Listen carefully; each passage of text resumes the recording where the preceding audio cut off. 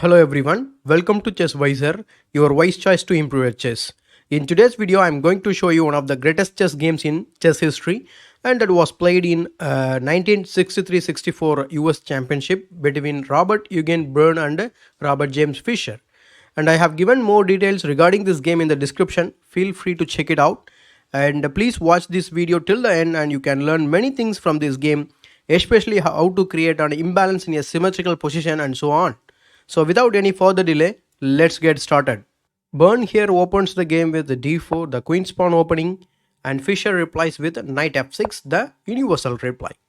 c4 grabbing more space in the center, g6 by Fischer, and he is trying to play his favorite King's Indian setup.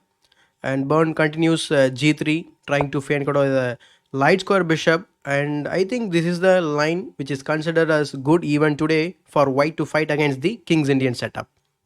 And Bobby plays c6 to support d5 in near future. But here many of you thinking, why not the bishop g7 move immediately? If we play bishop g7 instead of c6, this is what will happen. So bishop to g2, c6, but now white can establish the third pawn in the center with the help of the g2 bishop. And black will have, white will have a tremendous center control and white may have a good game. And that's why Fischer plays the immediate c6, and after bishop g2 challenges the center with the d5. Now the c6 move helps him to play the d5 idea. Byrne took the pawn and Fischer recaptures it. So Byrne plays knight c3, bishop g7 by Fischer, and then the game continues with pawn to e3. Fischer castled on the king side and Byrne plays knight ge2. Kindly note this move, we'll explain it in the later part of the game. So knight c6, Byrne also castles on the king side, and here I would like to highlight something very important, that in this position, if you look at carefully, this position is very symmetrical except the king's knight post. From here onwards, Byrne was trying to keep the symmetry by copying the Fischer's move from his white's perspective. So let's see that on the board. Fischer plays b6, Byrne plays b3, Fischer plays bishop a6, and Byrne plays bishop a3.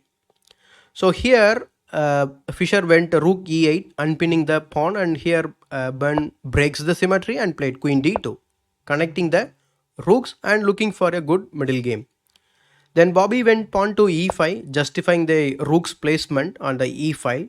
Byrne took the pawn, Fischer recaptures with the knight and leaving himself a IQP situation. Already this isolated pawn is being attacked by two pieces, and it is very natural to add more attacker to the pawn, and that is to bring one of the rooks to the d file. According to me, we may need our queen rook on the c file to work on the open c file. So it is very tempting to put the f rook to the center for the attack, and it will also unpin the pawn from the bishop's pin. But unfortunately that's a mistake, and Fischer will demonstrate why it is a mistake in next few moves. So after rook f d1, with the help of the a6 bishop, Fischer places the knight on d3 and asking what you are going to do now. So Byrne plays queen c2, saving the queen. And here, before we continue the game, if you are new here, consider subscribing to the channel and also press the bell icon for the instant notifications for the future videos. So after queen c2, here Byrne completely missed Fischer's next move. If you want to find it, please pause the video and think for a few seconds. I hope you found this move, that's to sacrifice the knight on f2. If Byrne played the knight on the natural square f3, I was talking about this move only in the early stage of the game, and this sacrifice would not be possible. Anyway, let's continue the game. So after king takes f2, knight g4 check, forcing the king back to g1, and then Fischer lands his another knight on e3, forking everything, and Byrne plays again queen d2, saving the queen. At this point, many of you would be thinking that capturing the rook is the right way to continue, but there is something called relative value of the piece in chess, and that's why these sacrifices are possible. I mean the first sacrifice on f2. So Fischer knows this very well, and that's why he took the bishop, which is the only key defender of the king, and after this king is helpless. Byrne took the knight with the king, And here Fischer played the most important move of the game, I would say. That's the pawn to d4 move. It is called the square or the line clearance in chess. The point is to open this diagonal for the light square bishop to join the attack. If Fischer missed this move at this point, white would simply play knight to d4, blockading the pawn, and he will consolidate everything and may win the game.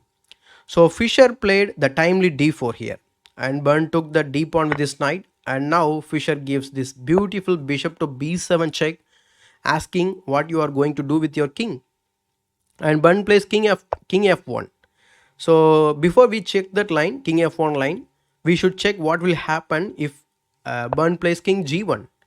So if king g1, we can simply play bishop takes d4, queen takes d4, and here rook e1 check, trying to deflect the defender of the queen.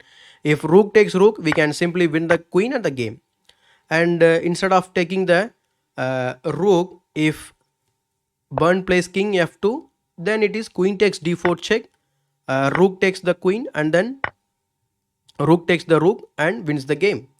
So in the view of this variation, Byrne plays king f1 and Fischer played the final move, queen d7. Yes, it is a final move, and here Byrne resigned the game. And let us understand why Byrne resigned this game after this queen d7 move. I think queen f2 will be the most resisting move from the white's perspective after queen d7. So queen d7, queen f2, queen h3 check, king g1, rook e1 check, again the deflection, but rook takes rook, but we can simply play bishop takes d4, pinning the queen and reviving the threat of queen to g2 checkmate. That is why Byrne resigns here.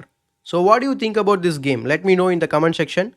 Don't forget to like this video and share with others, and if you have not subscribed already, please subscribe to my channel ChessWiser, your wise choice to improve your chess, and press the bell icon for the instant updates for the future videos.